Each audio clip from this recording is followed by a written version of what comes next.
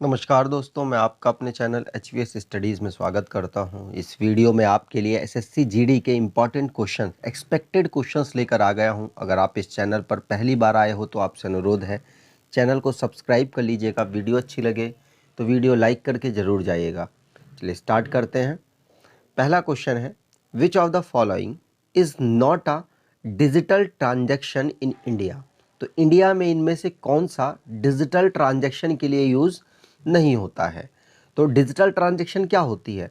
आप बगैर किसी हार्ड मनी के, मतलब हार्ड मनी जैसे रुपया हो गया या फिर आपके पास नोट वाला पैसा हो गया, वो आप नहीं देते।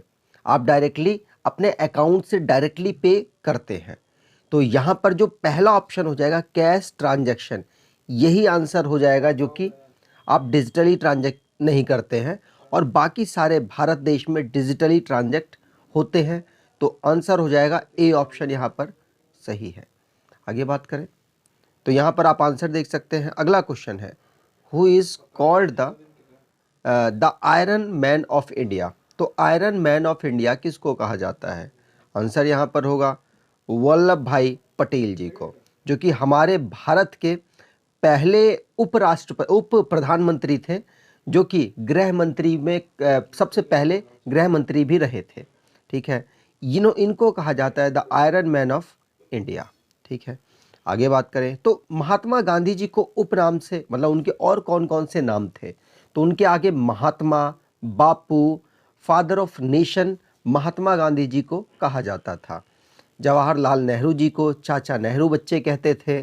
सुभाष चंद्र बोस को नेताजी और प्रिंस ऑफ पैट्रियोट कहा जाता था। रविंद्रनाथ टैगोर को गुरुदेव और कवि गुरु कहा जाता था।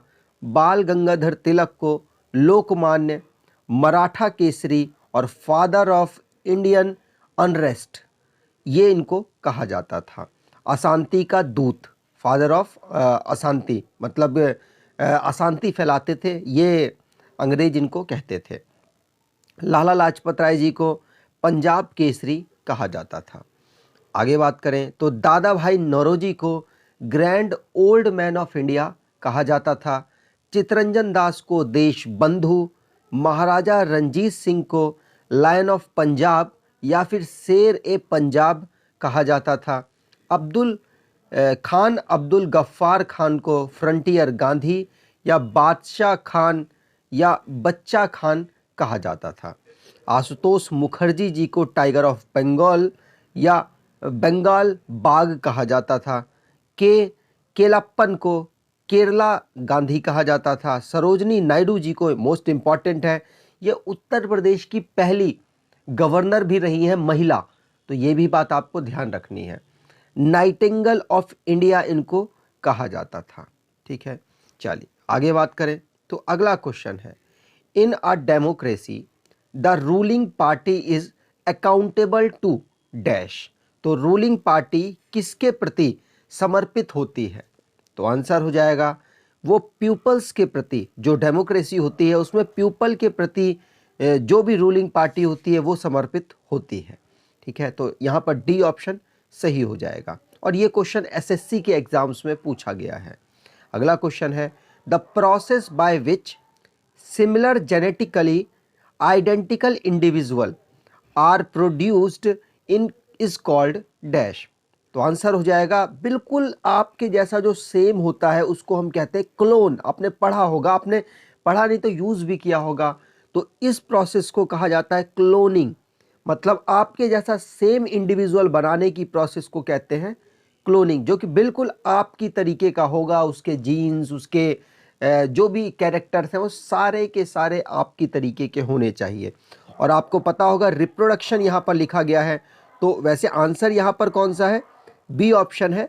लेकिन रिप्रोडक्शन के बारे में बात की जाए तो रिप्रोडक्शन आपको मालूम होगा कि यहाँ पर जेनेटिकल चेंज आते हैं। रिप्रोडक्शन के समय पर जेनेटिकल चेंज आते हैं जिसमें मेल और फीमेल के गैमेट्स पार्टिसिपेट करते हैं।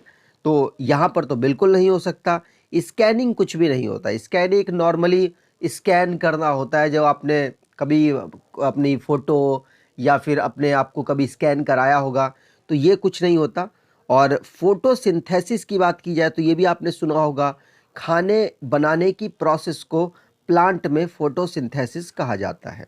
आगे बात करें, अगला क्वेश्चन है whose greatest achievement was the setting up of the ब्रह्म समाज। तो ब्रह्म समाज को किसने स्थापित किया था, ये पूछा जा रहा है।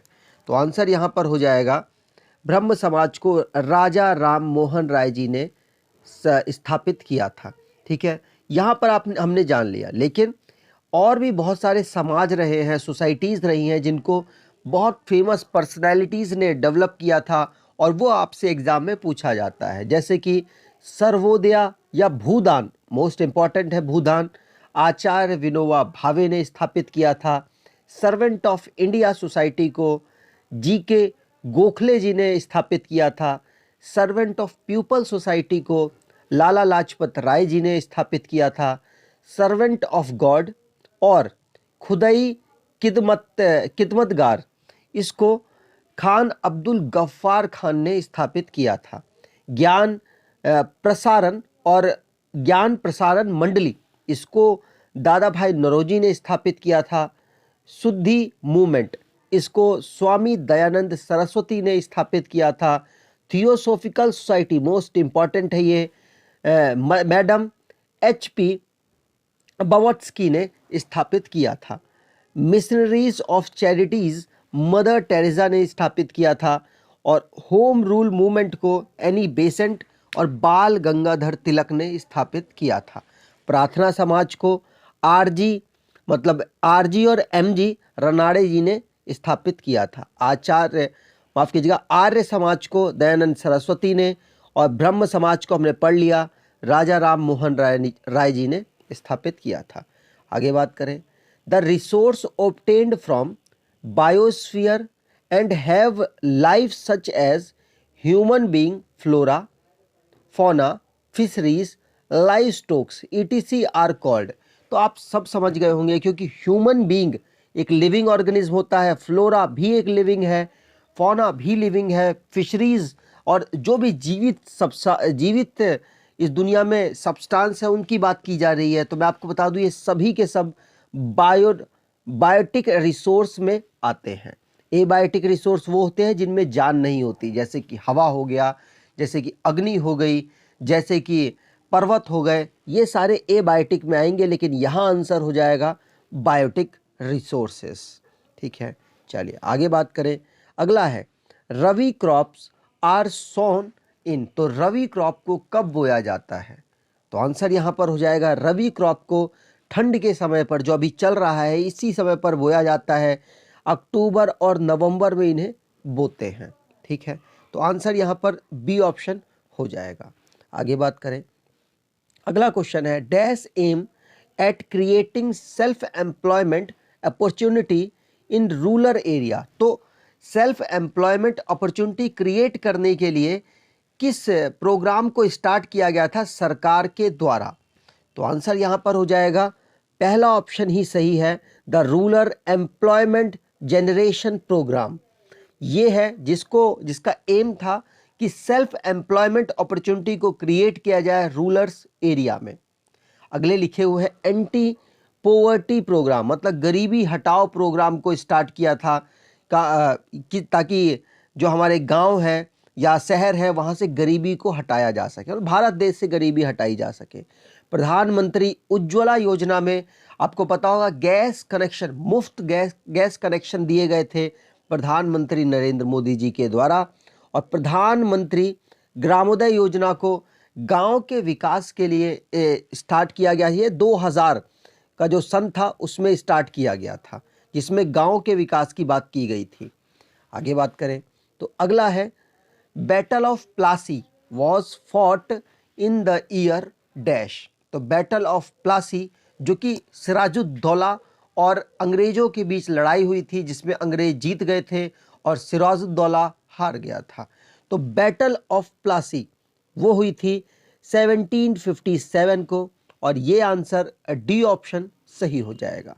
ठीक है, आगे बात करें, अगला क्वेश्चन है, Shankar international doll museum is situated in. तो शंकर इंटरनेशनल डॉल म्यूजियम कहाँ पर है? तो आंसर होगा ये नई दिल्ली पर है। और ये इसको बनाया कब गया था? तो इसको बनाया गया था 1965 में, जिस साल भारत और पाकिस्तान का युद्ध हुआ था उसी साल international doll museum, Shankar international doll museum को बनाया गया था।